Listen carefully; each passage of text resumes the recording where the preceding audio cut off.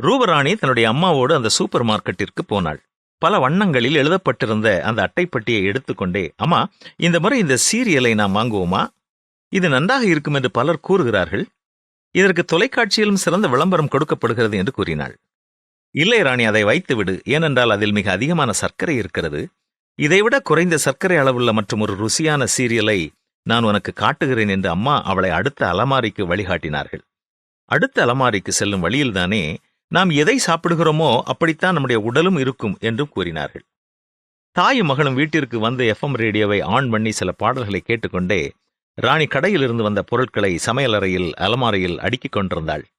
அவளுடைய வாய் அந்த இசையை முணுமுணுத்துக் கொண்டே இருந்தது. திடீரென்று அம்மா ஓடி வந்து வானொலியை அணைத்தார்கள். இப்படிப்பட்ட பாடல்களை நீ கேட்டால் இது உனக்கு நல்லதல்ல ராணி. இதன் வார்த்தைகள் தீமையான வார்த்தைகள் என்று அறிவுரை கூறினார்கள். அதற்கு அவள், நான் வார்த்தையை கவனிக்கவே இல்லை, இசைதான் எனக்கு பிடித்திருக்கிறது, அதைத்தான் ஹம் பண்ணுகிறேன் என்றாள் ராணி. அம்மா சொன்னார்கள், நீ கவனிக்காவிட்டாலும் உன்னை அறியாமல் அந்த இசையோடு கூட அந்த வார்த்தைகளும் உன் மனதில் பதியும். அது உன் வாழ்க்கையே பின்னால் கெடுத்துவிடும் என்றும் கூறினார்கள். அப்பொழுதுதான் ராணி தன்னுடைய சிநேகிதி வீட்டிற்கு போகும் பொழுது இந்த குறிப்பிட்ட அலைவரிசையில் எத்தனையோ பாடல்களை தான் கேட்டு ரசித்ததை உணர்ந்து பார்த்தாள். ஆம், அம்மா சொல்வது சரிதான். வார்த்தையை நான் கவனித்து கேட்காவிட்டாலும் இசையோடு கூட அந்த வார்த்தைகள் என்னுடைய உள்ளத்தில் இருக்கின்றன என்பதை ஒத்துக்கொண்டாள்.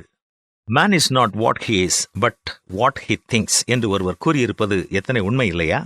நாம் கேட்கும் வார்த்தைகளை குறித்தும் நம்முடைய மனதில் வைத்திருக்கும் வார்த்தைகளை குறித்தும் எண்ணங்களை குறித்தும் ஜாக்கிரதையாக இருக்க வேண்டும். நாம் கேட்கும் பாடல்கள் நம்மை உருவாக்குகின்றனவா அல்லது நம்முடைய ஒழுக்கத்தை கெடுப்பதாய் இருக்கிறதா?